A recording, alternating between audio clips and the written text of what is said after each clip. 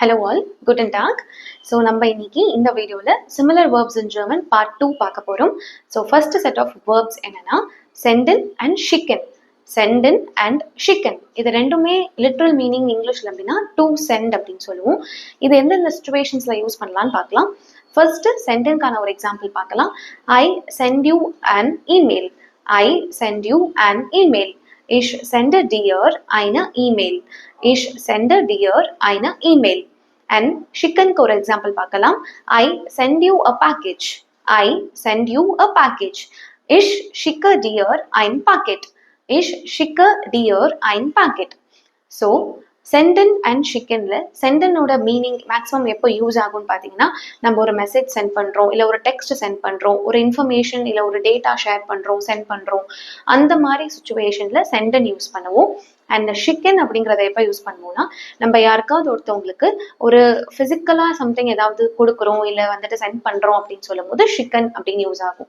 சென்டன் less ஃபிசிக்கலாக இருக்கிற ஏதாவது ஒரு இன்ஃபர்மேஷன் ஷேர் பண்ணும்போது சென்டன், அண்ட் மோர் ஃபிசிக்கல் ஒரு பேக்கேஜ் இல்லை ஒரு கிஃப்ட் அந்த மாதிரி ஏதாவது நம்ம சென்ட் பண்ணுறோம் அப்படின்னு சொல்லும்போது நம்ம ஷிக்கன் அப்படின்னு சொல்லுவோம். நெக்ஸ்ட் செட் ஆஃப் ரெண்டு வேர்ப் பார்க்கலாம், which is geben and schenken. geben and schenken. So geben அப்படின்னா டு கிவ்னு சொல்லுவோம், schenken அப்படிங்கிறத டு கிஃப்ட் அப்படின்னு சொல்லுவோம், இல்லை சம்டைம்ஸ் அதையும் டு கிவ்னு சொல்லுவாங்க. அந்த சுச்சுவேஷன்ஸ்ல யூஸ் பண்ணுவாங்க. ஆனால் இதோட மீனிங்ஸ் எப்போ யூஸ் ஆகும், எப்போ சுச்சுவேஷன்ல யூஸ் பண்ணலான்னு பார்க்கலாம். I give you a book. I give you a book. Ich gebe dir ein Buch. Ich gebe dir ein Buch. And I gift my sister a present. I gift my sister a present. Ich schenke meiner Schwester ein Geschenk. Ich schenke meiner Schwester ein Geschenk. So கேபன் அப்படிங்கிறது ஒரு normal ஒரு யூஸ்வலான verb. இந்த இடத்துல நம்ம யாருக்காவது ஏதாவது ஒன்று கொடுக்குறோம் அப்படின்னா அதை நம்ம கண்டிப்பாக மறுபடியும் வாங்கிக்கலாம், இல்லை நம்ம வாங்காம கூட போகலாம். ஸோ கேபன் அப்படிங்கிறது நம்ம கிட்ட அது மறுபடியும் வர வாய்ப்பு இருக்கு அப்படின்னு சொல்லும் போது நம்ம கேபன்னு சொல்லுவோம். அண்ட் ஷெங்கன் அப்படிங்கிறது நம்ம யாருக்காவது ஏதாவது ஒன்று கொடுக்குறோம் அப்படின்னா அது இப்போ அவங்களோட ப்ராப்பர்ட்டி மாதிரி மாறிடும். ஸோ ஷெங்கன் அப்படிங்கிறது மேக்ஸிமம் நம்ம கிட்ட வராது, அது அவங்களோட பொருள், அவங்களுக்கு நம்ம கிஃப்ட் கொடுக்குற மாதிரி ஒரு ப்ரெசென்ட் கொடுக்குற மாதிரி, அதை நம்ம ஷெங்கன்னு சொல்லுவோம். ஸோ கேபன் and Schengen.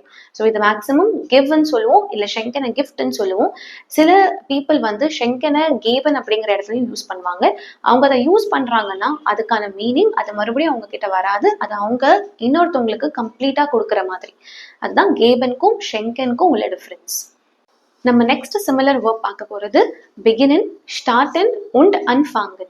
beginnen, starten und anfangen. இது மூணுத்துக்குமே டு பிகின் இல்லை டு ஸ்டார்ட் அந்த மாதிரி மீனிங்ஸ் தான் இங்கிலீஷ்ல வரும். ஆனால் அது எல்லாமே ஒரு சுச்சுவேஷன்ல யூஸ் பண்ணக்கூடியது. First one பிகினன். பிகினன் எப்போ நம்ம யூஸ் பண்ணுவோம்னா ஒரு டைம் வைஸ் எப்பயாவது ரெஃபர் பண்ணும்போது ஒரு பர்டிகுலர் டைமை நம்ம சொல்லும் போது நம்ம பிகினன் அப்படின்னு சொல்லுவோம். இதுக்கான எக்ஸாம்பிள் அப்படின்னா the school begins at 8 o'clock. The school begins at 8 o'clock. Die Schule beginnt 8 Uhr. Die Schule beginnt 8 Uhr.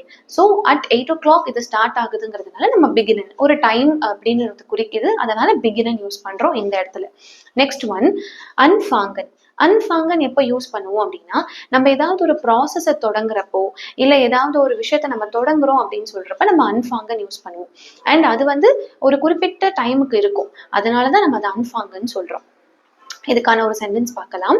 I start learning German. I start learning German. அப்போ ich fange mit dem Lernen an. Ich fange mit dem Deutsch lernen an. Mit dem Lernen an அப்படின்னா I start learning German அப்படின்னா ich fange mit dem Deutsch lernen an அப்படின்னு சொல்லலாம். Next is ஸ்டார்டன். So ஸ்டார்டன் அப்படிங்கிறத எப்போ use பண்ணுவோம் அப்படின்னா ஒரு சிங்குலர் பாயிண்ட் ஆஃப் டைம், அதாவது ஒரு பர்டிகுலர் மொமெண்ட்டை மட்டும் நம்ம மென்ஷன் பண்றோம். அது ஏதாவது ஒரு ப்ராசஸை ஸ்டார்ட் பண்றப்ப அந்த ஸ்டார்டிங் பாயிண்ட்டை மட்டும் குறிக்கும் போது நம்ம ஸ்டார்டன் அப்படின்னு சொல்லுவோம். இதுக்கான ஒரு எக்ஸாம்பிள் பார்க்கலாம். The game starts now. The game starts now. த ஸ்பீல் ஸ்டார்டட் jetzt.